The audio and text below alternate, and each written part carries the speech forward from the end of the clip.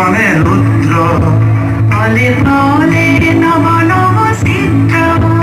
ও শিরোহিত বই যোৱা ব্ৰহ্মাৰে পুত্ৰ তুমি সৃষ্টিৰে